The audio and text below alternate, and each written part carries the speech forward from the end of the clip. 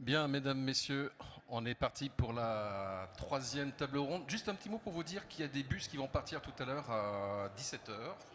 Voilà, pour aller à la gare. C'est juste pour vous prévenir.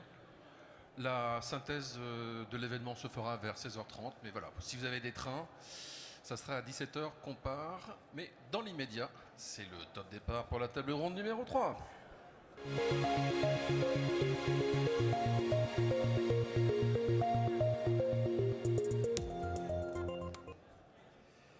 Eh bien, nous revoici pour la troisième et dernière table ronde de cette édition 2025 du forum Hydrogen Business for Climate. On va évoquer les marchés à saisir pour l'hydrogène décarboné. Alors, autant vous le dire tout de suite, il y a beaucoup d'applications dont on va parler, le stationnaire, la mobilité et la compétition. Ça va être une partie plutôt intéressante. Alors, moi, j'ai passé une semaine extraordinaire parce que j'étais à Monaco cette semaine. Il a été question de compétition auto. J'arrive à Belfort, on a la voiture de Ligier qui est extraordinaire. Et justement, Ligier Automotive est là avec sa voiture, on pourra en parler. Mais laissez-moi d'abord vous présenter nos intervenants ici sur ce panel. Alors, vous connaissez peut-être pas cette société, mais pourtant elle est plus que centenaire. Les réservoirs Pochard, c'est une entreprise qui est locale dans la région Bourgogne-Franche-Comté. Merci à vous donc d'être présent, Stéphane Brassard. Vous êtes directeur de cette société, donc les réservoirs X Pochard, qui appartient au groupe Faya. Nous avons pour Inocel Johan Lejeune, vous êtes donc directeur des opérations et des achats. Je ne me suis pas trompé sur la dénomination. À vos côtés, un autre fabricant de piles à combustible. Il s'agit de Stéphane Rabatel, qui est le CEO de Opium. Nous avons ensuite pour la maison Forvia Raphaël Pourret, qui est directeur stratégie, marketing, communication pour la division Hydrogen Solutions. Et Richard Thur, directeur des opérations chez Ligier Automotive. Merci d'être venu avec cette voiture. Moi, je m'en lasse pas, hein, ça fait plusieurs fois que je la vois. J'attends qu'une seule chose, c'est pouvoir un jour faire un tour en tant que passager, mais on en reparlera peut-être un peu plus tard. Dans l'immédiat, ce que je vous propose, on va retrouver Miko Bujon-Mérette, qui est toujours avec nous. J'espère qu'il ne s'est pas endormi, mais tel que je le connais, il est là, il nous écoute. Alors Miko, on est là pour parler d'applications très concrètes. Un mot pour débuter sur le secteur de la mobilité. On peut lire, entendre que bon, voilà, la batterie va faire le job. C'est un marché qui est quand même très challengé. Mais vous, ce que vous dites, c'est que, y compris pour la mobilité légère, en tout cas dans la mobilité, l'hydrogène a sa place. Et c'est ce que vous voyez là où vous êtes en Corée, par exemple.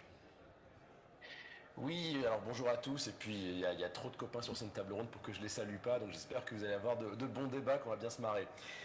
Maintenant, le sujet évidemment sur la Corée du Sud, il est assez simple, c'est qu'on a ici un territoire où tout simplement il y a une stratégie hydrogène qui est tout simplement tous azimuts.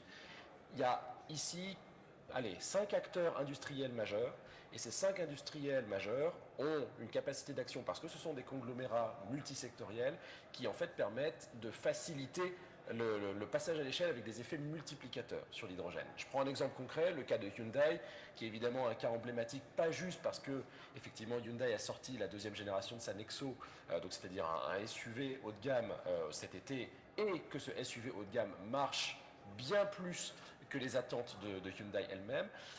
Non, le sujet, c'est qu'au-delà de cette voiture pour le grand public, il y a des applications sur de la mobilité un peu plus lourde, donc avec des dimensions bus, avec des dimensions bien sûr camions, avec des dimensions engins de tractage, avec des dimensions engins de chantier, j'en passe et des meilleurs. Des applications de défense, des applications de drones, des applications de stockage stationnaire, des applications, et qui sont au final gérées par un grand conglomérat. Ça, on va le retrouver x5, on va le retrouver avec SK, on va le retrouver avec POSCO, on va le retrouver, etc., etc.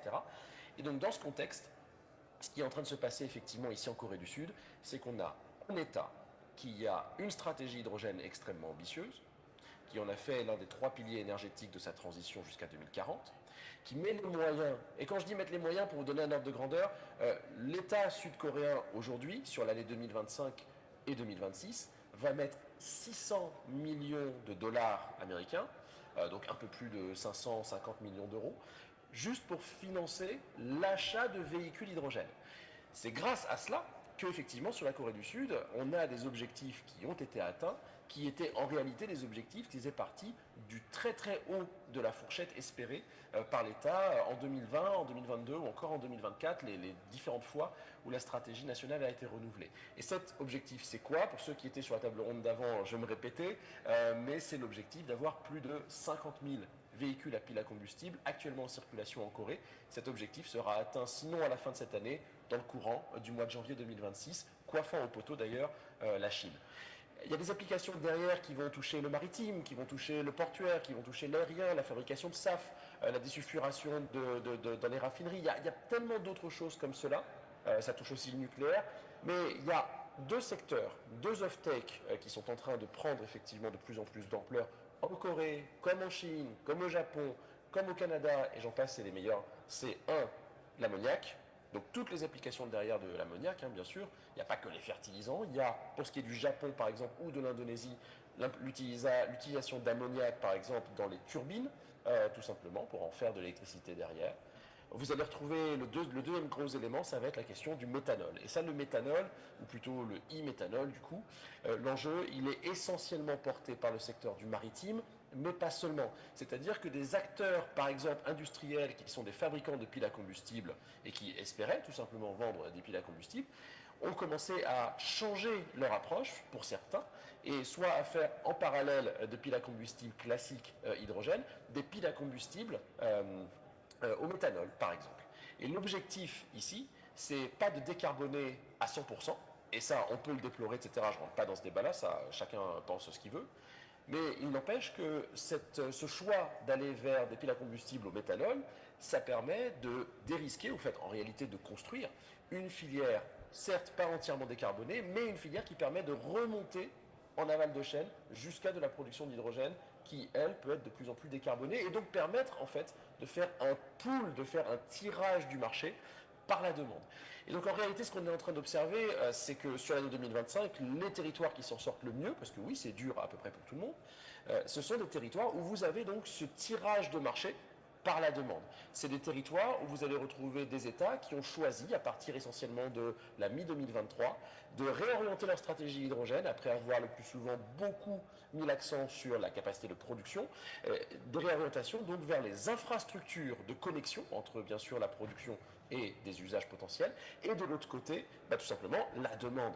Et ce qu'on est en train d'observer, et je m'arrêterai peut-être là comme introduction, c'est que, et ça on l'observe dans une étude avec la Banque mondiale qui traite de l'ensemble des sujets liés à la décarbonation, c'est pas que pour l'hydrogène, ça se retrouve aussi dans le secteur des batteries, c'est un point commun entre les deux, c'est le fait que tout simplement pour 1 euro investi, enfin 1 dollar, mais bon on va utiliser 1 euro pour faire simple ici, 1 dollar ou 1 euro donc investi dans les infrastructures qui donnent accès, capacité de décarbonation, donc soit l'électricité, soit l'hydrogène, soit des dérivés d'hydrogène, et bien tout simplement on a un effet multiplicateur qui est 6 fois plus important que quand on a des investissements faits par les États ou des subventions, des crédits d'impôt, tout ce que vous voulez de ce genre-là, qui sont focalisés uniquement sur la capacité de production. 6 fois plus d'effets dans l'économie. Donc aujourd'hui, on comprend très bien pourquoi sur 2024-2025, quand la Grande-Bretagne ou la Corée du Sud ou le Japon ou la Chine évidemment ont actualisé la stratégie nationale hydrogène ou à des échelons territoriaux, ils ont mis l'accent sur ce pool par la demande. Et donc ce pool par la demande, pour répéter, effectivement, la mobilité n'est pas en reste, dans le sens où, dans beaucoup de territoires, à commencer par la Chine et la Corée du Sud, bien sûr, la question de la mobilité n'est pas construite politiquement comme une opposition entre les véhicules à batterie électrique et les véhicules hydrogène, que ce soit des véhicules avec pile à combustible ou des véhicules à moteur à combustion interne. Donc dans ce contexte-là, c'est dans les pays là aussi où on voit qu'il n'y a pas une construction par opposition de la demande d'hydrogène sur la mobilité, donc entre cette question batterie et cette question hydrogène, qu'on a effectivement, là encore une fois, les meilleurs résultats. Maintenant, on peut rentrer dans le détail, bien sûr, de tout ce que je viens de dire. Ouais. Mais Alors, il y a on verra tout à l'heure, clair. et j'aimerais justement que, si vous permettez, Miko, que voilà, nos différents acteurs puissent rebondir sur vos paroles. Allez, on commence par vous, Raphaël Pourret, pour Forvia. Alors, on sait que, bon, en ce moment, pour les utilitaires, c'est un peu compliqué en France, mais il faut donc aller chercher d'autres marchés.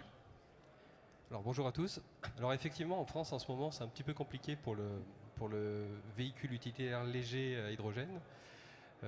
Néanmoins depuis l'annonce du retrait de Stellantis, on voit quand même qu'il y a une partie du marché qui est en recherche de ce type de véhicule et qui n'a plus de réponse pour son besoin. Donc la PFA avait sorti une étude il y a quelques mois maintenant qui montre qu'il y a 50% des usages de VUL qui ne pourront pas être remplis par une chaîne de traction à batterie. C'est une demande qui, même si le marché n'est pas encore là, aujourd'hui est confirmée par des usagers qui aujourd'hui n'ont pas de solution à la décarbonation de leurs usages justement. Donc oui, Stellantis est sorti. Comment justement ce complément d'offre peut se mettre en place dans les mois ou les années qui viennent, c'est une vraie question qui est aujourd'hui au centre de certaines discussions.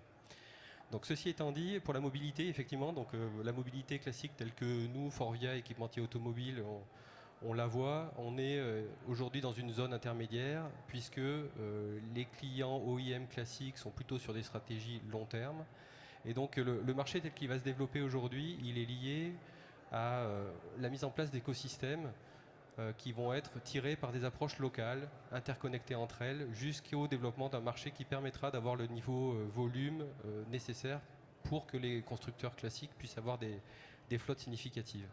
Et donc cet éco-cluster ou écosystème, il part en général d'un besoin de fabrication d'hydrogène vert pour un besoin industriel, comme l'a dit Miko tout à l'heure. Ça peut être pour de l'ammoniac, ça peut être pour du biométhanol, ça peut être du e-méthanol, pardon. Ça peut être pour des besoins industriels, mais pour lesquels il y aura une production d'hydrogène qui sera disponible avec un effet de ruissellement sur des usages locaux. Et donc quand on parle d'usages locaux, on peut avoir bien sûr de la mobilité routière autour de cette source d'hydrogène verte disponible, donc du bus, de la chaîne logistique locale, mais aussi on peut avoir le développement d'autres mobilités autour de l'hydrogène qui vont être par exemple les machines portuaires, les engins logistiques qui vont être plus industriels du type chariot élévateur ou les navettes portuaires ou des types de bateaux spécifiques utilisés seulement dans les zones commerciales. Donc en général, ce que l'on voit aujourd'hui, c'est que les principaux projets européens autour de la mise en place d'électrolyseurs sont dans des zones portuaires. Donc on va avoir Rotterdam, on va avoir Anvers, on va avoir Port-la-Nouvelle en France, bien sûr le Havre. Donc ce développement autour de l'éco-cluster, l'écosystème, comment il va se développer un peu plus loin avec toutes les mobilités associées à ce lieu, ça va être une des grandes questions. Deuxième aspect, si je peux développer, donc là on parlait de zones portuaires. Autre chose en cours d'investigation, le transport fluvial. Donc transport fluvial, aujourd'hui, Miko parlait de la nécessité d'avoir une approche multi-énergie pour les différents usages. Donc aujourd'hui, l'écosystème fluvial est en train d'évaluer quelles sont les possibilités pour décarboner ces opérations. Et l'hydrogène fait bien partie des possibilités énergétiques évaluées, avec une possibilité d'avoir de l'intermodal entre la barge, la péniche, le camion. Donc à ce sujet-là, pas très loin d'ici, donc il y a un projet qui s'appelle Rhine qui a été monté, un consortium, pour évaluer justement la faisabilité de la solution hydrogène pour ce transport fluvial. Donc il va de Bâle jusqu'à Rotterdam, donc sur l'ensemble du Rhin. Et donc nous, c'est un projet qu'on suit dans lequel on essaye d'être actif. Malheureusement, il y a très peu d'acteurs français. Et je le déplore puisqu'on a des entreprises suisses, on a beaucoup d'entreprises allemandes, des entreprises néerlandaises et aujourd'hui assez peu de présence finalement de l'écosystème français sur ce projet alors que le Rhin on est quand même à 50 km. Merci. Alors on a deux fabricants de piles à combustible, on a Inocel et puis on a Opium, qui s'intéressent justement à des usages qui ne sont pas que sur Terre. On va commencer peut-être par vous, Johan Lejeune. Donc la mobilité lourde, c'est ce qui a été ciblé parmi les usages possibles justement chez Inocel. Oui, effectivement, on le voit un tout petit peu plus lointain, la mobilité lourde chez Inocel, mais on le voit vraiment arriver.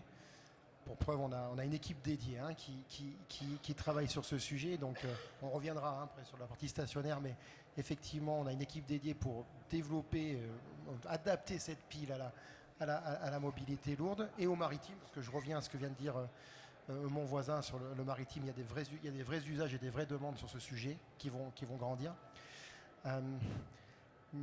Donc oui, on le voit un peu plus lointain. Voilà, nous on le voit dans peut-être 2-3 ans, ça doit se préparer. On s'y prépare avec les grands OEM aujourd'hui. On a fait un bateau sur la partie maritime qui a un bateau qui va vite, je précise. Un bateau qui va vite. Le but de ce bateau, c'était de montrer qu'on pouvait avoir les mêmes performances en termes d'autonomie, en termes de performance, on va dire, purement vitesse, qu'un bateau thermique. Voilà, hein, on a réussi à le démontrer clairement avec ce bateau, qui montre clairement qu'il y a un vrai avenir hein, dans cette technologie et que l'hydrogène a sa place dans ce mix énergétique. Alors chez Opium, on se souvient de l'histoire, hein, donc une voiture de sport, un recentrage sur la pile à combustible, et donc des usages, pareil, très variés qui se profilent. Alors oui, des usages, et je suis content que le terme arrive, hein, puisque là, depuis tout à l'heure, il y a une seule personne qui a prononcé le mot de client, c'est Raphaël. Et même si on a une vision et qu'on comprend la vision à 2030, qui est, et pour Opium, c'est clairement décarboner les transports lourds, hein, donc c'est les 4 millions de camions qui sont vendus chaque année. À un moment donné, on ne vend pas à un marché, on vend à un client. Et le client, il faut qu'on lui enlève un caillou dans sa chaussure, il faut qu'on lui réponde à un besoin. Et ce qui apparaît, alors bien entendu, il faut voir loin et développer avec les autorités, enfin les gouvernements, cette vision long terme. Mais au quotidien, c'est bien un client qui va acheter. Et le client, lui, il veut de l'innovation au sens mettre sur le marché un produit ou un service qui répond à un besoin non satisfait à ce moment-là. Et on a peut-être tendance, et attention, spoil alerte, hein, à croire que c'est la décarbonation son besoin non satisfait, mais c'est probablement pas ça. Et je vais prendre deux exemples. Alors il y en a un qui est très d'actualité et très local, la benne à ordures ménagères. Donc on veut décarboner la benne à ordures ménagères, mais en fait non, le besoin c'est pas de pollution en ville, c'est pas de bruit, c'est de la production d'électricité d'auxiliaire qui normalement se fait avec un moteur thermique. Donc le besoin il n'est pas forcément sur décarboner. Et c'est une vraie attente, et pour le coup des collectivités locales. Autre exemple dans le maritime, et là il va peut-être vous surprendre, mais quels sont les clients qui viennent nous voir dans le maritime? C'est pas ceux qui veulent décarboner, c'est ceux qui veulent aller dans des zones marines protégées, dans lesquels ils n'ont plus le droit d'aller aujourd'hui. Donc ils ont un petit peu de moyens, hein, je ne vais pas vous le cacher, et pouvoir se baigner avec un bateau qui est stable et qui ne fait pas une nappe d'hydrocarbures autour d'eux. Donc le sujet là peut-être du marché, j'aimerais le réadresser à travers le client, répondre à un besoin du client, et en gardant en tête, et je termine par là Laurent, il faut garder cette espèce de schizophrénie qui est que c'est bien en adressant des besoins non satisfaits de clients qui ne sont pas forcément de la décarbonation avec nos solutions, tout en gardant en tête qu'à long terme, dans 5 ans, c'est bien le problème de la décarbonation des marchés de masse que l'on veut adresser.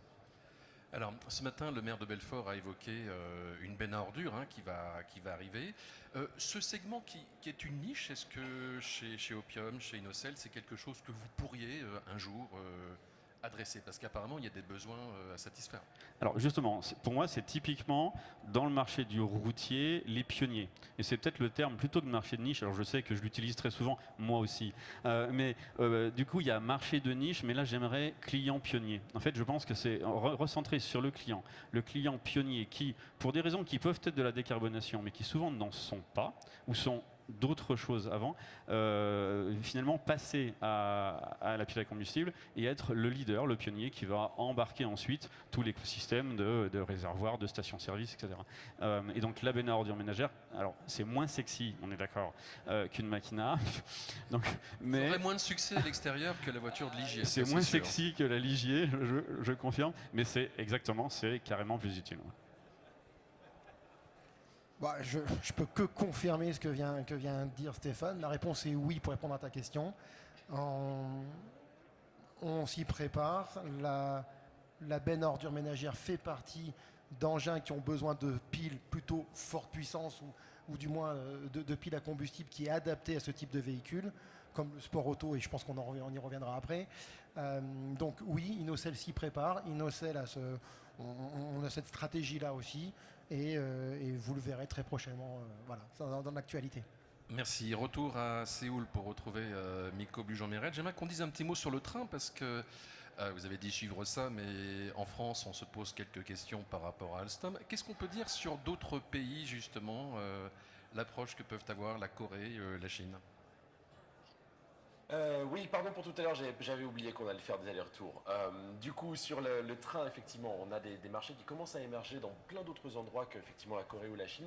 Mais il y a un élément qui est concret, et pour revenir à ce que disait Stéphane sur la question du client, À chaque fois, ce qui revient, c'est que le client, en l'occurrence sur la dimension du train, ne cherche pas un enjeu de décarbonation. La plupart du temps, que ce soit en Amérique latine, par exemple dans le nord du Chili, que ce soit effectivement en Chine, que ce soit en Inde, que ce soit même en Corée, les enjeux, c'est des enjeux essentiellement de accessibilité, c'est-à-dire de développement de nouvelles lignes dans des endroits qui peuvent être difficiles d'accès, du genre montagne.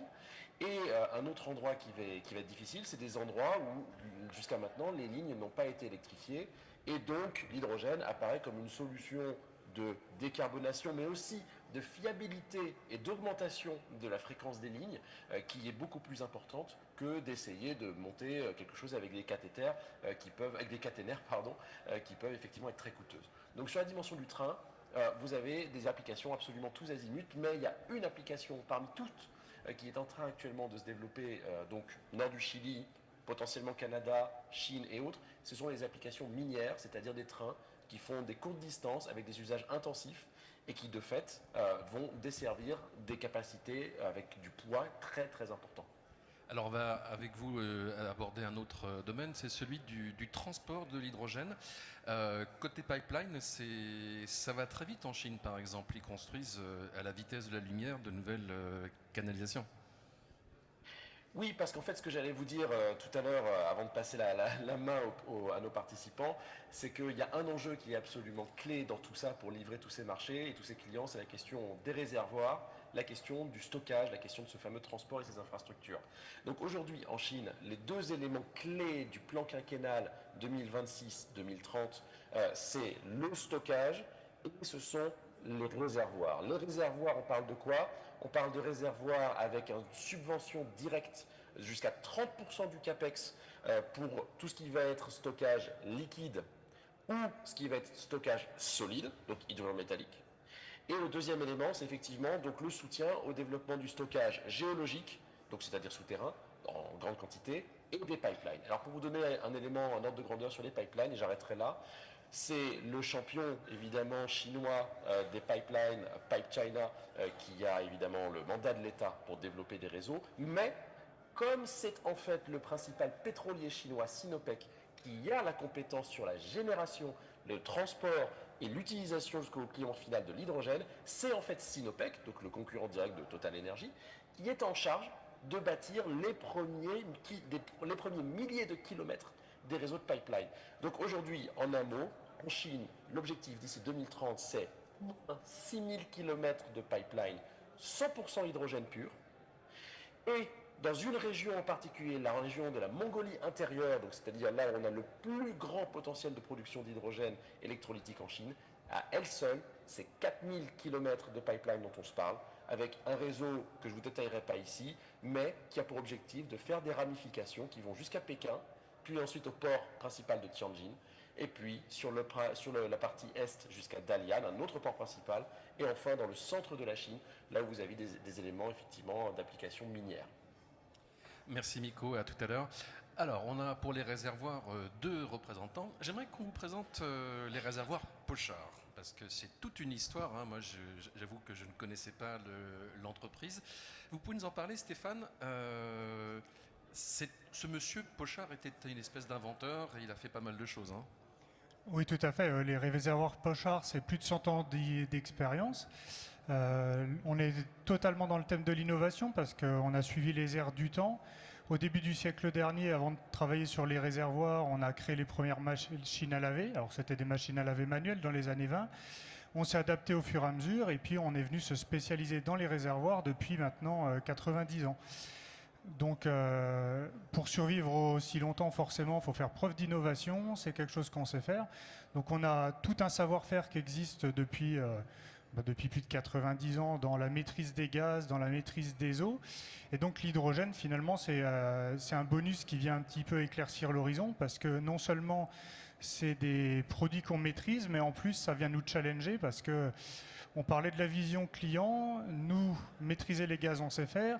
Ce qu'il faut savoir faire, c'est aussi rassurer nos clients derrière et donc développer autour de ça des solutions innovantes pour qu'au moment où on se lance dans un nouveau projet, on soit en capacité dès la fabrication, voire même dès la conception, d'aller proposer des options supplémentaires en dehors du normatif et du réglementaire pour que dès la réception chez nous, le client soit sûr que le projet fonctionne derrière.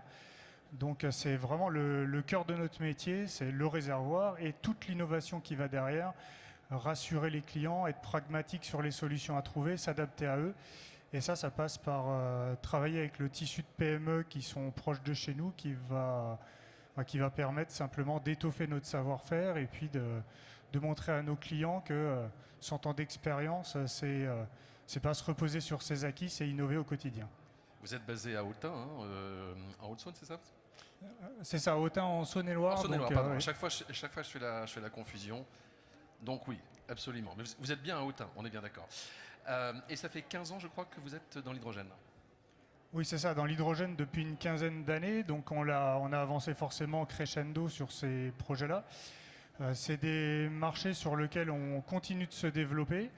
On est un acteur régional, mais aussi assez majeur sur toute la France. Et puis au fur et à mesure, au nord de l'Afrique, on arrive à proposer des solutions, donc comme je disais, innovantes. C'est quelque chose qui s'est un petit peu stabilisé chez nous ces dernières années parce qu'on a réussi à créer des partenariats fiables et puis on a des roulements qui sont intéressants sur ces produits. Nous, c'est vraiment une niche sur ce produit-là qui, sur nos 9 millions de chiffres d'affaires, représente à peu près 1 million d'euros à l'heure actuelle. Donc ça reste du potentiel à exploiter. Et concrètement, vous participez par exemple à des stations d'hydrogène? Parce qu'on sait qu'il faut gérer la pression de multiples niveaux dans une station. Tout à fait. Nous, notre vocation, c'est pas d'aller stocker de la haute pression. On est sur plutôt un modèle avec des buffers. Donc, on va aller sur des réservoirs qui vont monter jusqu'à 90 bars, sur des volumes qui vont aller jusqu'à 50 000 litres. Donc, ça fait des gros réservoirs en acier, donc forcément qui sont assez massifs. On est une chaudronnerie auparavant, donc forcément, il faut travailler tout ça avec le cœur de notre métier, qui est le soudage, en concurrence forcément sur le recrutement avec des entreprises dans le nucléaire. Donc c'est là où il faut arriver à se positionner correctement pour attirer quelques talents ou alors les former de A à Z sur nos métiers. On vient donc sur ces buffers-là qui vont nous servir simplement à stocker l'hydrogène. Mais là où on intervient aussi sur la chaîne de valeur, c'est sur du stockage de CO2 aussi, parce que dans le process, on a l'hydrogène, mais on a le CO2, et puis on peut avoir potentiellement du méthane. Donc on est multifacette, et puis nos réservoirs peuvent servir à différents niveaux dans la production. Je reviens à vous, Raphaël Pourret. On a évoqué tout à l'heure les différents champs dans le domaine de la mobilité. Dans le domaine du stockage, on a le gaz, mais ce qui arrive, c'est aussi l'hydrogène liquide. Donc comment vous préparez cette nouvelle échéance ?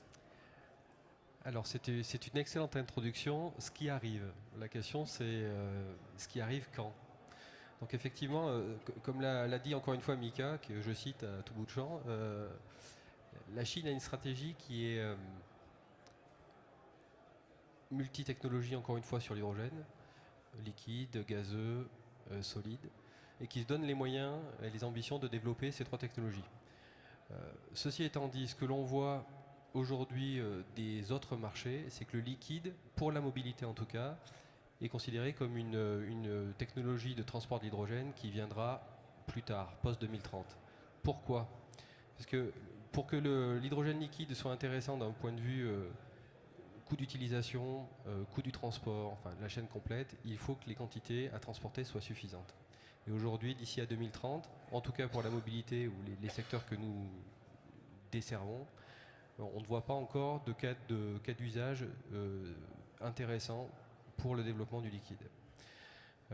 Donc nous, chez Forvia, c'est une technologie qu'on a développée depuis quasiment le départ de notre aventure hydrogène, sur laquelle on a développé des compétences, des moyens d'essai, et qu'aujourd'hui on continue de valoriser via les activités que nous avons pour la filière compétition, qui est représentée par Richard ici présent, et qui nous permet de continuer justement à développer nos technologies, nos savoir-faire, nos outils, nos moyens de mesure, nos moyens d'essai, nos moyens de simulation bien sûr, pour être prêt au moment où notre cœur de marché, qui sera la mobilité grand public, véhicules, etc., sera prête à passer à la mobilité hydrogène liquide. Alors, la compétition, on va y revenir dans un instant, mais Miko me fait savoir que justement, il a quelque chose à dire sur le liquide, parce qu'il en a vu plein plein dans un salon où il se trouve. Mais oui, les amis, alors en fait, effectivement, ici au salon, donc à Séoul, qui est le principal salon asiatique sur l'hydrogène hors Chine, il y a du liquide, de l'hydrogène liquide partout. Et ça se comprend très bien. En fait, les Coréens ont été parmi les leaders en matière de stockage liquide du gaz naturel. Donc, ils ont une compétence technique et de recherche sur la question de la cryogénie par rapport au gaz naturel. Et ils cherchent tout simplement à aller plus loin, comme on peut le faire chez nous en France, sur le stockage d'hydrogène liquide. Donc, de ce fait, ça, c'est un point commun, par exemple, qu'on a avec le marché coréen très fort, sur le fait qu'on est coréens et français, les deux pays leaders mondiaux de cette question des membranes, de la cryogénisation des liquides, etc. Et de fait, des capacités de coopération qui sont très importantes. Et la Chine est en retard sur ce sujet. C'est pour ça qu'elle met tant de subventions au CAPEX, comme je l'évoquais tout à l'heure, pour le prochain plan quinquennal sur le liquide.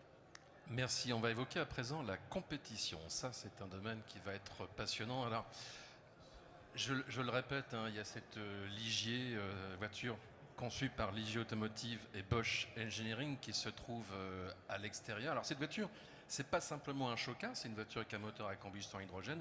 Elle roule vite, et on va la découvrir précisément en images.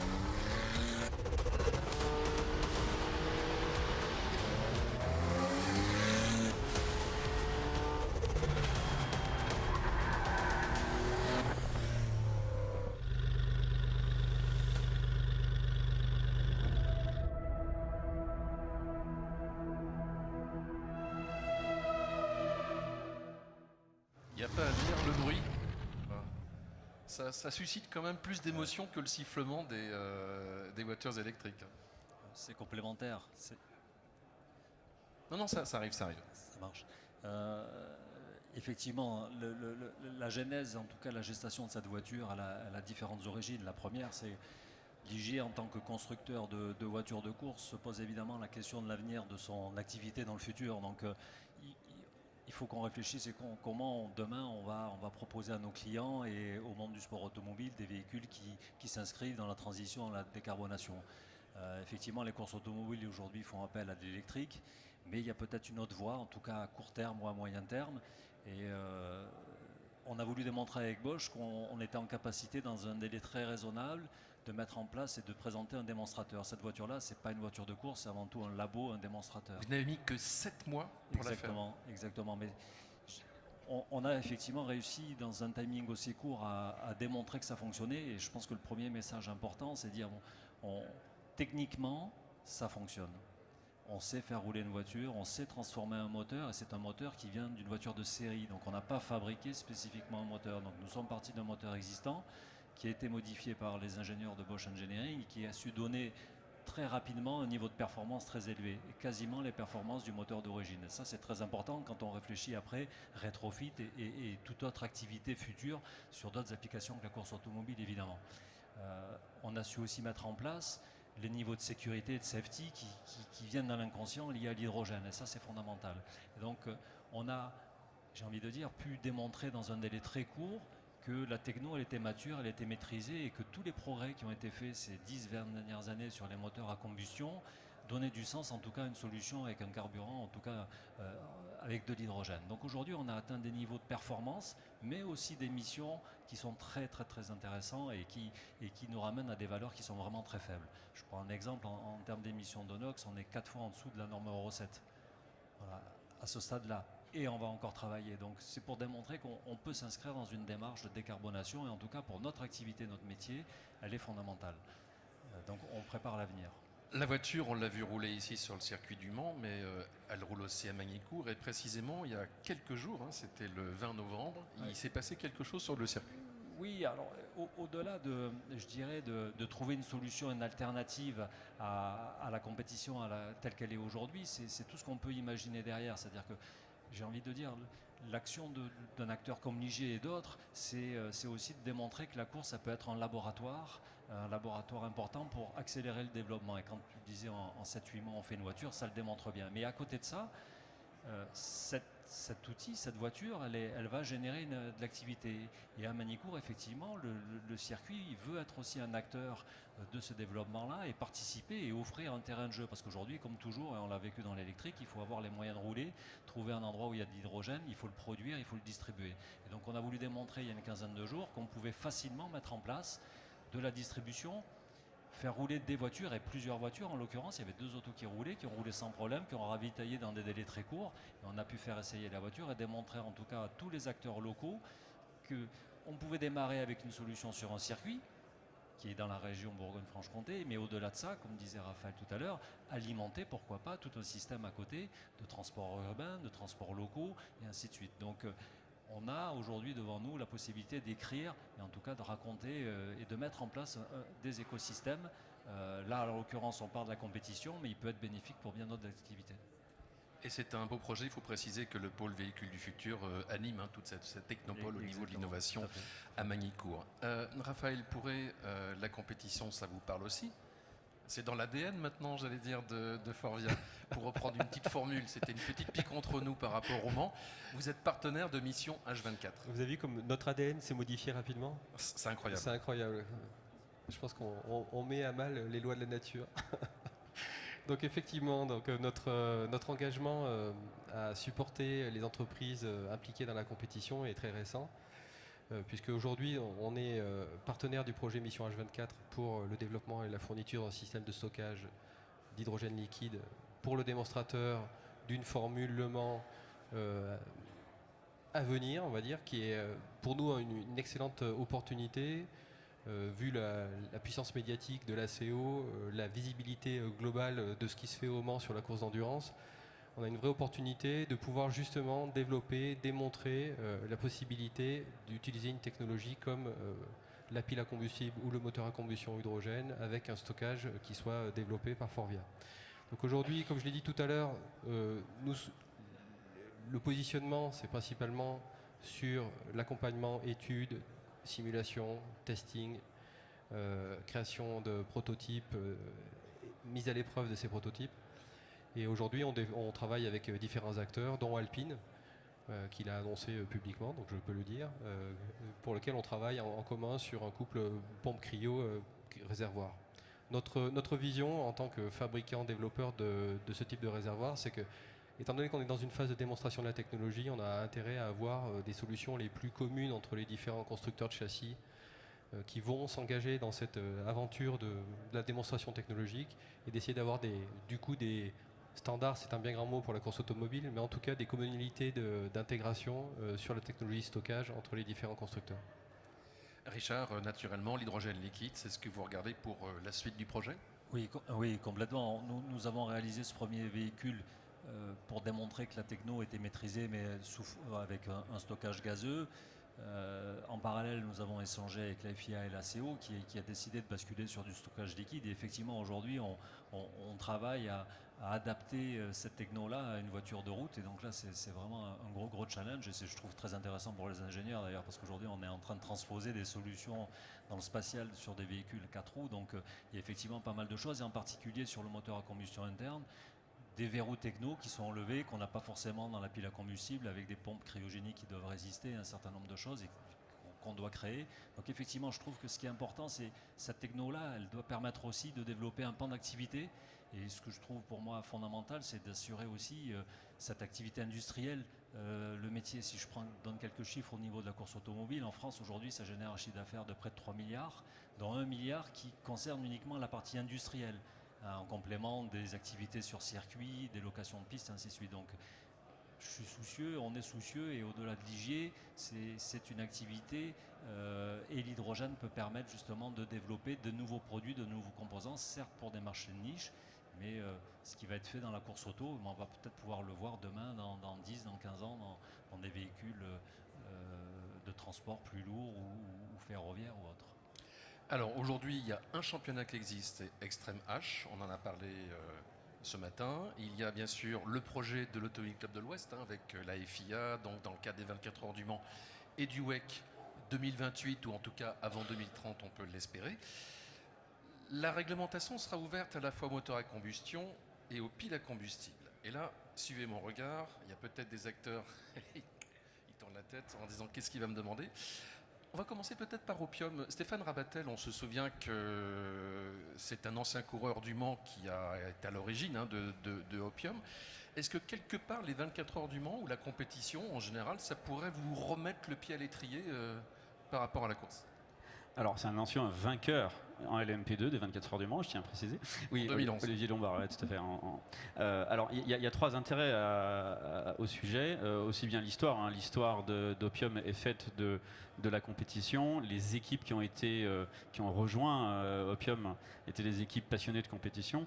Et au-delà de l'histoire qui serait belle, et est-ce qu'on souhaite qu'il y ait un jour une Opium pile à combustible, soit dans une compète Extreme H, soit dans une compétition au Mans? Oui, bien sûr.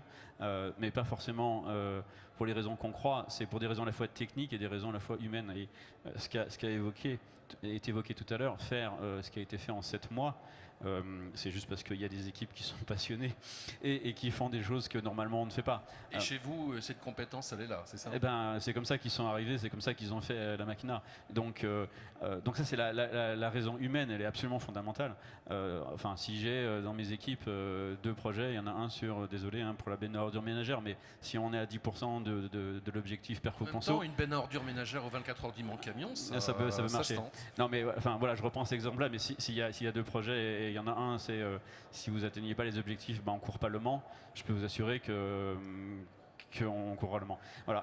Donc les équipes, elles donneront tout ce qu'elles ont. Et après, il y a, et ça a été évoqué tout à l'heure aussi, c'est un laboratoire absolument extraordinaire pour démontrer la durabilité, la performance, la robustesse des piles. Enfin, on est en train de chercher à faire cette démonstration-là.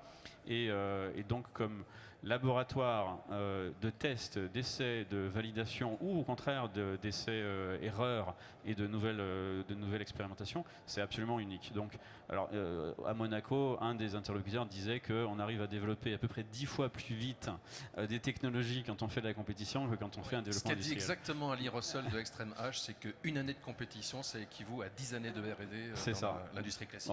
Bon, donc, quel que soit le ratio, en tout cas, il est important. Voilà. Johan Lejeune, Inocel. Je me souviens en 2021, à la première édition de ce forum, Mike Horn était là. Et à l'époque, il voulait faire le Dakar avec un buggy à hydrogène, avec une pile à combustible. Bon, la société Inocel a été créée avec effectivement des applications qui n'ont rien à voir. Mais la compétition, malgré tout, c'est un débouché qui arrive. Bon, alors je vais rappeler quand même que notre pile à combustible forte puissance, elle a été développée sous l'impulsion du projet que tu viens de citer. Je confirme tout ce que vous venez de dire. La compétition permet de se dépasser. Et je rappelais le cahier des charges de Mike Horn. C'était une pile qui gagnait le Dakar, légère, on se passait de batterie, on rentrait dans un véhicule, on la lettre un peu au Père Noël. On l'a développée cette pile. Après, effectivement, on y reviendra. On a fait une industrie dans un tout autre domaine.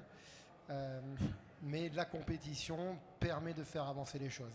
Alors après, pour la suite, oui, le bateau, il a fait deux, trois performances. On y pense pour développer nos futures applications.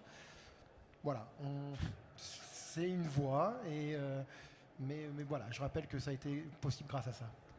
Alors, je fais une petite allusion à ce qui sera notre prochain thème sur les applications stationnaires. On peut imaginer qu'un générateur à hydrogène avec une pile Inocell puisse servir dans une compétition off-road, par exemple. On peut l'imaginer, on peut même peut-être le voir un jour ou tard. Voilà. Tôt ou tard. Quelque chose me dit que ça pourrait être une compétition qui se passe en début d'année, mais on en reparlera très prochainement. Et juste pour terminer sur la J'apprécie la remarque. Juste pour terminer sur la partie compétition, donc, alors l'hydrogène liquide est déjà appliqué au Japon avec Toyota au Super Taikyu, et ce qui a annoncé en fait Toyota à Monaco cette semaine, c'est que la voiture, le prototype qu'ils ont dévoilé l'été dernier, va rouler l'été prochain, va faire un tour de démo autour du circuit des 24 heures du Mans en hydrogène liquide. Donc voilà qui est très intéressant. Retour à Séoul, on va reprendre au bout du fil Miko pour parler des applications stationnaires. Parce que là aussi, il y a des choses à faire. Alors oui, il y a des choses à faire, mais il y a une contrainte qui est très importante, c'est la question des réservoirs et du stockage qui va avec. Donc là, j'insiste vraiment sur ce point. Cette question du stationnaire, elle est très importante pour trois acteurs majeurs ici sur la Corée du Sud, la Chine, le Japon. On a les mêmes intérêts et les mêmes développements. C'est le secteur de la défense, pour la résilience opérationnelle des bases essentiellement, ou des data centers, ou alors des éléments de communication. Vous allez le retrouver pour les ports, essentiellement. Les aéroports viendront après, mais les ports, là, essentiellement. Et le troisième élément, c'est ce que pour les Coréens, ce que les Coréens ont appelé dans leur stratégie nationale les villes hydrogènes, qui sont en fait des quartiers plus que des villes. Mais le principe, c'est d'essayer de faire en sorte que ces quartiers soient autonomes de la production jusqu'à l'usage, avec donc des piles stationnaires de forte puissance, que ce soit pour du power ou pour d'autres usages, mais aussi donc cette question du stockage, c'est là que le stockage solide cette fois-ci intervient, puisque donc le stockage solide, l'idée c'est qu'on peut l'avoir en théorie partout, malgré sa contrainte de poids, parce que effectivement c'est en zone non ATEX. Merci Miko et merci de façon globale pour tous ces échanges au cours de cette table ronde. Alors sur les applications stationnaires, avant d'en parler Johan avec vous, chez Pochard, on peut en dire un mot peut-être, il y a des choses que vous pouvez faire aussi en application stationnaire. Effectivement, alors nous, notre spécialité c'est le réservoir stationnaire, donc c'est notre cœur de métier. Je reviens un peu sur la partie excellence et compétitivité. C'est vrai que nous, l'hydrogène c'est un formidable laboratoire à notre niveau, parce que ça reste une molécule qui est vraiment pas simple à maîtriser, et puis ça nous permet nous de travailler et puis de faire évoluer nos réservoirs pour éviter les risques de fuite, et puis surtout dans les sujets, on parlait des sujets d'ATEX, donc c'est des choses à maîtriser. Donc nous, notre cœur de métier, c'est vraiment le réservoir stationnaire qui va aller mettre en pré-pression l'hydrogène avant d'être restocké dans des autres petits réservoirs à 350-700 bars, ou alors qui va servir de buffer pour venir après avoir créé de l'hydrogène avec un panneau photovoltaïque par exemple, faire un petit stockage qui va nous permettre d'éviter de mettre un groupe électrogène et puis de mettre du fuel sur certains secteurs. Donc nous, c'est vraiment le cœur de notre activité, les choses qu'on fait depuis, j'allais dire des générations, parce que j'ai eu le grand-père, le père et puis le fils Pochard qui s'y sont mis depuis des années. Donc ça, c'est quelque chose qu'on maîtrise, mais on est toujours à la pointe de la nouveauté, et puis le but, c'est d'être le plus en avance sur les normes et les réglementations possibles pour se mettre à l'abri de certaines concurrences étrangères sur le marché européen. Allez, côté Inocell, voyons à présent quelles sont les applications stationnaires et les réalisations qui sont en train de se mettre en place. Oui, donc effectivement, Inocell a fait ce pari dès le début de se lancer dans le stationnaire. C'est vraiment... je reviens sur les clients. Effectivement, nous, les clients, ils sont là. Enfin, ils arrivent. Plusieurs générateurs vont partir prochainement. On parle de deux types d'applications. La première application, c'est des générateurs, on va dire, mobiles. On parle des groupes sur les chantiers, sur l'événementiel. Voilà, tous ces domaines-là, effectivement, aujourd'hui, on commence à avoir de la demande, beaucoup de demandes, et ça fait plaisir. On voit que ça démarre et qu'on a fait un pari qui est gagnant. La deuxième partie, et Miko l'a bien dit, c'est toute la partie infrastructure, on va dire ces groupes qui ne bougent pas, mais qui alimentent on va dire, une infrastructure beaucoup plus forte, hein, on parle de plusieurs mégawatts. Je pense effectivement au data center et aussi au port. Hein. Pour préciser, hein, il y a un gros travail qui est demandé actuellement d'électrification des bateaux à quai. Hein. C'est par exemple un bateau, il arrive, il a besoin d'électricité et ça c'est un vrai sujet. On n'a plus envie de voir clairement un bateau cracher à quai et on doit pouvoir avoir décarboné l'écosystème, j'ai envie de dire, portuaire ou aéroportuaire ou d'autres, hein, aujourd'hui. Et ça c'est un vrai marché, il y a une vraie demande aujourd'hui.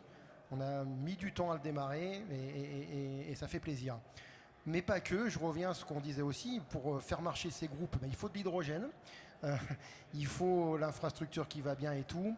Et dès le début, on avait des clients qui voulaient avoir un interlocuteur unique ou avoir un maître d'œuvre, j'ai envie d'appeler ça, qui maîtrise l'ensemble de la chaîne de produire l'hydrogène jusqu'à la conversion. Pardon.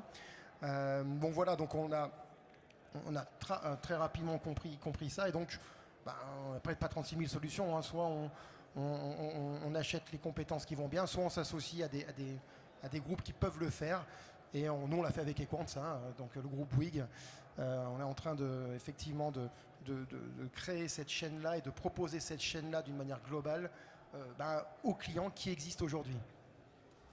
Merci. Je vais interroger à présent votre voisin Stéphane Rabatel. Donc on vous attendait surtout sur la mobilité, mais le stationnaire fait partie des développements en cours aussi. Alors oui, alors ce que viennent de dire toutes les personnes qui se sont exprimées là, c'est qu'en fait il n'y a pas un marché du stationnaire, mais il y en a énormément. Donc tous ceux qui ont été évoqués, on n'a pas évoqué l'hydrogène blanc, hein, par exemple, c'est-à-dire la production d'électricité sur des sites de production d'hydrogène blanc ou d'autres hydrocarbures. Tout à l'heure, Joanne a évoqué le bateau à quai. On peut tout à fait mettre le groupe stationnaire à quai ou à bord du bateau, et à ce moment-là, il produira aussi de l'eau chaude sanitaire. Donc en fait, on a énormément de sujets, énormément de clients différents qui ont des approches différentes. On n'a pas parlé du système de refroidissement, est-ce que c'est de l'air, est-ce que c'est de l'eau. Donc il y a énormément de sujets à adresser. Donc c'est vraiment un véritable marché. Et on a en réalité, quand on creuse dans ce sujet-là, on a un vrai besoin de compétences sur la mécanique des fluides, du refroidissement, de l'aérodynamique. Et il se trouve que c'est un peu l'histoire de base de la société Opium à travers le refroidissement d'un groupe de propulseurs. Et donc on s'est dit, à travers une nouvelle filiale qui s'appelle Inesis, qu'on a créée il y a quelques semaines, qu'on allait adresser ces marchés du stationnaire. Donc c'est vraiment l'ensemble de tous ces marchés parce que la compétence clé qui répond réellement aux besoins du client au final, elle est sur une compétence qui est historiquement celle qui a créé le groupe. C'est un vrai marché. Il y a 2-3 ans, on n'en parlait pas trop. Hein. C'était un concurrent d'EDF ou de choses, mais c'est un vrai marché. On a la chance en France d'avoir un réseau qui est très bon. Hein. Il n'y a pas de sujet. C'est pas le cas partout sur cette planète. C'est pas le cas partout sur la fluctuation du prix de l'électricité. C'est un vrai marché qui est là. C'est un vrai marché où il y a des clients. Il faut juste le rappeler. Alors dans le stationnaire, bien sûr, il y a H2Six qui fait des groupes électrogènes. On sait qu'il y a des besoins par rapport aux événements comme les concerts, tout ce qui est événements en plein air. Mais il y a aussi des infrastructures qui sont sensibles. Je pense aux data centers, aux hôpitaux. Oui. On a une demande un peu atypique, insolite. Un hôpital où l'IRM fonctionnait qu'avec un groupe électrogène diesel. Il n'y a pas de courant. Bon, et le voisinage commençait à criser sur le bruit, sur la pollution et ainsi de suite. Le data center, c'est un sujet qui fait débat actuellement sur le côté backup, le côté est-ce que ça a un intérêt l'hydrogène. Il n'y a pas que le backup, il y a un data center, quand on construit un data center pour le brancher au réseau, il se passe plusieurs mois. Il faut souvent trouver des solutions pour pouvoir alimenter la partie data center. Et il y a d'autres applications de data center que je ne parlerai pas ici, qu'on est en train de travailler. Donc oui, il y a un marché sur ces applications lourdes. Hein, on parle de plusieurs mégawatts. Mais encore une fois, ça sera aussi lié à stocker, amener l'hydrogène, comment on l'amène. Parce que plusieurs mégawatts, ça consomme de l'hydrogène. Il faut quand même, il ne faut pas se voiler la face. Donc il y a un gros travail à faire si on veut aller vers ce réseau-là, ce domaine-là, comment on alimente tout ça. On y travaille et on sent une impulsion sur ce côté data center. Et oui, on va y arriver. Alors une petite question qui s'adresse à tous les intervenants du panel. Dans la stratégie nationale, on a pu voir que le stationnaire n'était pas vraiment abordé. Est-ce que c'est un trou dans la raquette? Peut-être que le président Boucli peut d'ailleurs en dire un mot. Allez, allez, on vous donne le micro, Philippe. Mais j'espère que Philippe va dire que c'est un trou dans la raquette. Non, mais c'est évident. La stratégie révisée d'avril 2025 cette année, elle est plus précise que celle de septembre 2020. Mais il y a encore des trous dans la raquette et il y a des insuffisances. Le stationnaire en est un, mais également du côté des infrastructures de transport notamment, c'est un peu petit bras. Mais c'est quand même un progrès par rapport à ce qu'il y avait avant. Mais ça n'empêche pas de développer le stationnaire. Tout à fait, ça ne l'empêche pas de le développer. Après, pour aller chercher une sub dans le stationnaire, à un moment donné, c'était compliqué. Hein. Quand on a dû démontrer l'intérêt, j'ai envie de dire, de l'hydrogène dans ce domaine, souvent, il a fallu amener du TCO, il a fallu montrer pourquoi on veut utiliser ce vecteur énergétique, ainsi de suite. C'était pas simple. Mais on y arrive, on y arrive. Ok. Peut-être, allez, on va ouvrir, j'allais dire, la conférence à des questions. C'est bon sur le stationnaire? On peut provisoirement, j'allais dire, clore le chapitre. Mesdames, messieurs, on approche de la fin bientôt de cette table ronde. Est-ce que vous avez des questions spécifiques par rapport... Oui, alors, est-ce que vous pouvez vous approcher un petit peu? On va vous passer un micro. Oui, alors il y a la première question, j'en ai plusieurs. La première question, l'efficience énergétique des poids lourds, et pour transporter 1 kg, c'est à peu près 20 fois plus efficace qu'une voiture. Et une péniche, c'est 50 fois plus efficace. Alors est-ce que c'est la bonne cible de la filière hydrogène pour ce type de transport qui sont déjà d'une efficience extraordinaire? J'aurais d'autres questions, mais je les poserai très vite. Alors, comment répondre à cette question? Si vous comparez les efficacités des moteurs, vous comparez avec les efficacités des moteurs thermiques actuels, c'est ça? Thermique, oui. En fait, effectivement, un moteur thermique actuel est d'une redoutable efficacité et la réalité, c'est que les constructeurs continuent d'améliorer les rendements de combustion des moteurs diesel. Des gros moteurs. Okay. Ceci étant dit, tout efficace qu'ils soient, ils vont continuer à émettre du CO2. D'accord? Donc aujourd'hui, ce qui drive réellement le passage ou l'évolution vers du moteur à combustion hydrogène, de la pile à combustible ou du BEV, c'est la réduction des émissions de dioxyde de carbone, de gaz à effet de serre. Et du coup, effectivement, aujourd'hui, l'approche efficacité énergétique d'une pile à combustible sur un moteur, sur un véhicule lourd est questionnable, ou questionnée, je dirais plutôt, par rapport à un véhicule à batterie. Mais tout n'est pas que question d'efficacité énergétique. On a un vrai besoin de répondre à l'usage du client final. On en parlait tout à l'heure. Quelqu'un qui opère un camion, bien sûr que la consommation du fuel et de l'énergie, c'est de l'ordre 1 sur son résultat économique. Mais par contre, il va avoir besoin d'opérer un véhicule un nombre d'heures par jour, par semaine, par mois. Il va avoir besoin d'avoir une flexibilité sur ses parcours, sur sa chaîne logistique, d'être capable de sécuriser l'arrivée à telle heure, d'avoir un temps de recharge limité, de gérer les contraintes de tout ce qui va autour du temps de repos du conducteur, etc., etc., etc. Donc bien sûr qu'une grande partie des usages sera batterie, une autre partie sera fuel cell, et je pense qu'une autre partie sera aussi moteur à combustion hydrogène. Et qu'à la fin, en fait, c'est le multi-solution qui permettra de répondre aux besoins de l'ensemble de la chaîne logistique en place. Ok.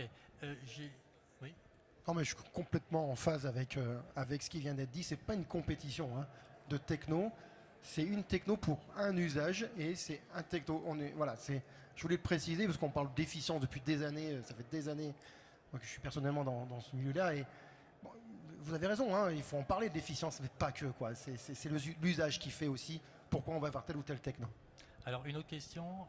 Pour ma part, je travaille dans le domaine des avions hydrogène. Sujet de recherche depuis quelques années. Et c'est un vaste débat, mais je ne vais pas commencer, sinon on ne va pas réussir à se quitter. Donc,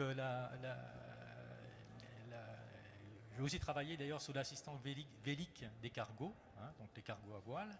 Je ne parle pas des cargos de 5000 tonnes ou 10 000 tonnes tels qu'on peut le voir, je parle de cargos de 100, 200, 300 000 tonnes. Et en fait, il y a une solution qui saute aux yeux. que ce soit en aéronautique ou en voiture, c'est tout d'abord, pour ma part, réduire le besoin en énergie du système. Et après, passer à des énergies alternatives. C'est valable aussi pour les avions. Je travaille sur ces concepts. Je prends pour un exemple, je terminerai là-dessus. On prend un cargo, ça consomme, mais ramené au kilo transporté, rien du tout. Par contre, c'est quand même beaucoup. Pourrions-nous dire, il y a beaucoup de cargos, ils vont loin. Il suffit de réduire la vitesse de 30% et on a divisé le besoin d'énergie par 2. Et c'est valable pour tous les moyens de transport. Après, pour les voitures, c'est l'allègement. Alors, pour ma part, la question que je pose, c'est la filière hydrogène et les filières annexes, SAF et compagnie. Oui, oui, oui, mais la première piste est de loin la plus payante, n'est-ce pas, de réduire le besoin d'énergie en repensant nos moyens de transport autrement. Je n'irai pas plus loin parce que sinon, on n'arrivera pas à se quitter. On va transmettre la question au ministre des Transports, je ne sais pas. Philippe voulait dire un mot. Non, je crois qu'à l'avenir, dans des conférences comme celle-ci, il va falloir faire un kakémono, sobriété, efficacité, first. Parce qu'on ne le dit pas, mais c'est ce qui nous anime en premier, c'est évident. Mais ça ne suffira pas. Alors, Miko voulait dire un petit mot sur les cargos, donc voilà, on va le récupérer en visio. Oui, merci Laurent, parce que c'est un gros sujet là aussi pour la Corée du Sud. La Corée du Sud, c'est une île. Hein. Alors évidemment, on sait que ce n'est pas une île, c'est une péninsule, mais quand vous avez la Corée du Nord en haut, de fait, vous êtes une île de facto d'un point de vue géoéconomique. Et donc dans ce contexte, pour tout ce qui est cargo, que ce soit maritime ou aérien, là, le sujet en Corée du Sud, c'est comment faire, là encore une fois, pour améliorer la résilience opérationnelle du système. La question de l'efficience, la question de la sobriété, elle vient après les questions stratégiques. De la même manière, si je prends avec la question précédente sur le camion, le cas de Daimler Trucks qui était présent à Oman en début de semaine ou en Corée ici cette fin de semaine, eux, ce qui les intéresse, c'est qu'avec l'hydrogène, ils peuvent imaginer en tant que producteurs de camions contrôler toute la chaîne énergétique de ce qui va alimenter leur camion. Et donc, de fait, reprendre le contrôle par rapport aux producteurs de pétrole d'un côté ou aux producteurs d'électricité de l'autre. Et de fait, cet élément de stratégie, il est absolument fondamental pour donc un acteur comme eux. C'est valable également pour Hyundai, c'est valable également pour Toyota et d'autres que je ne vais pas citer ici. Merci Miko. Donc voilà, on a essayé au cours de cette table ronde de balayer en fait différents thèmes. Quels sont les marchés à saisir. Alors, est-ce qu'il y a encore des questions dans le public? Juste pour savoir. Alors peut-être on va faire un petit tour de table avec quelques mots de conclusion et sur, allez, on va dire vos prochaines actions. Richard, à Magny-Cours, l'idée c'est d'organiser ce qu'on appelle des track days pour les constructeurs par exemple. Oui, c'est effectivement une idée, une application pour cette solution, en tout cas cette nouvelle type de motorisation.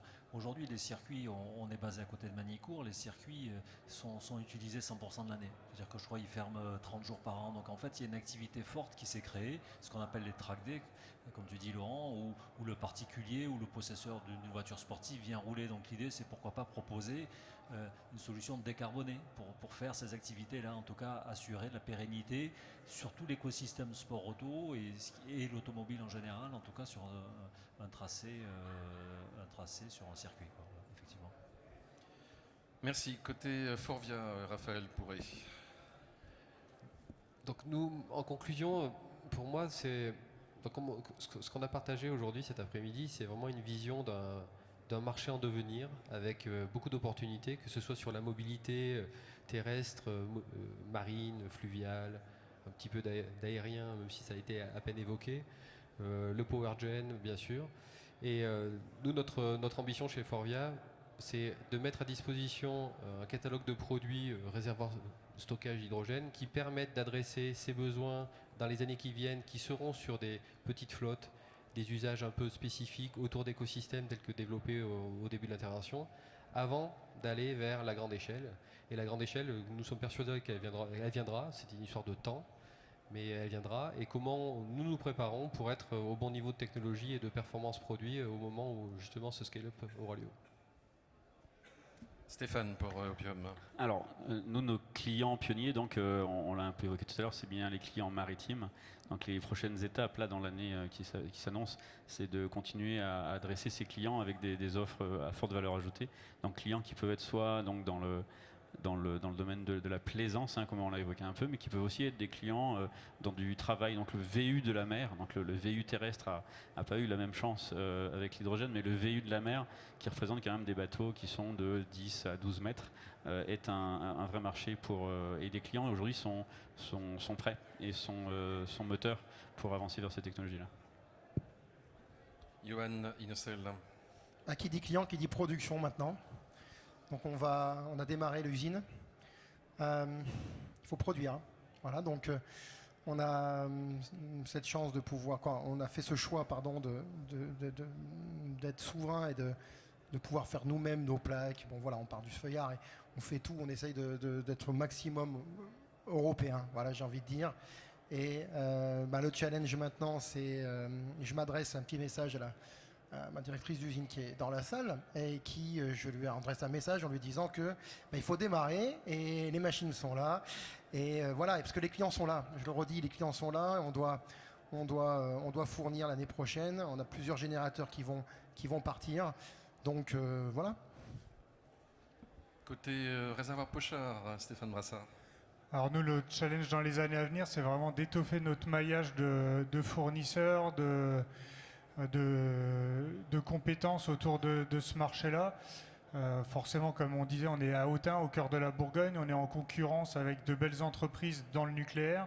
Donc il va falloir aller chercher des talents pour les challenger sur les produits en devenir. Alors il y a beaucoup de jeunes qui sont intéressés parce que justement, mettre en avant la décarbonation sur les jeunes générations, ça vient attirer des profils qui sont passionnés par le métier. Donc notre moteur, ça va être de les faire monter en compétences et puis de travailler sur ce savoir-faire dans les années à venir.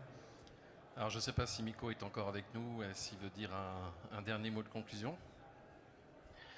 Merci beaucoup. Merci pour votre invitation, évidemment, depuis Séoul. Juste un élément de mon côté, c'est que mes étudiants, justement, qui pourraient vous aider, parce que les clients sont là, à démarrer les productions, etc. J'ai beaucoup d'étudiants qui ne trouvent pas de stage, ou qui ne trouvent pas d'alternance, ou qui ne trouvent pas encore de job. Donc, je compte sur vous et vous tous pour faire confiance aussi aux plus jeunes. Je sais que c'est un coût de devoir les former par rapport à d'autres qui sont peut-être déjà formés, mais aidez-les, parce que de fait, ils sont en train, pour certains, parmi les plus motivés, de se détourner de la filière hydrogène parce que pour certains, ça fait un an et demi qu'ils cherchent et malheureusement, ils ne trouvent pas. Et ce n'est pas des cas isolés. Donc, merci d'aider aussi nos jeunes étudiants. Il me semble, Miko, que tu as nos adresses. Hein, donc, voilà. Hein, on se fréquente régulièrement, donc n'hésite pas. Oui. Voilà. Absolument. Merci. Alors, un petit message pour le pôle véhicule du futur. Si quelqu'un peut aller me chercher Thierry Tournier, ça serait très bien. Merci. Philippe Boucli. On va en profiter, on est encore dans le forfait. Vous voulez pas dire un petit mot de vos impressions par rapport à cette table ronde? Philippe Boucli, sa vie, son œuvre, c'est le moment ou jamais. Non, ça a été un échange intéressant. Mais c'est simplement l'illustration concrète, pratique, que les choses avancent, quoi. Donc ça avance au rythme. Et ce qui est... Alors, peut-être que... T'as pas assez parlé du bateau rapide là, mais en fait, que ce soit la compétition sur mer ou sur terre, c'est des facteurs d'accélération incroyables. Oui. Enfin, il n'y a pas de jeu de mots derrière ça, mais c'est des facteurs d'accélération qui après sont transmis dans la vie courante, disons. Et vous avez tous donné des exemples que ça avance, que ce soit le stationnaire, donc j'ai rien d'autre à ajouter. Ça parle d'eux-mêmes. C'était très beau. Merci en tout cas, et on va arriver au terme de cette table ronde qui, je l'espère, vous a intéressé. On peut remercier très chaleureusement tous nos intervenants pour cette TR numéro 3.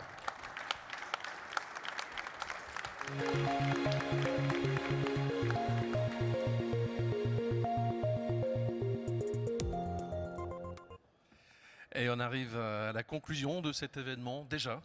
Cette édition 2025, j'appelle au pupitre Thierry Tournier, le président du pôle véhicule du futur.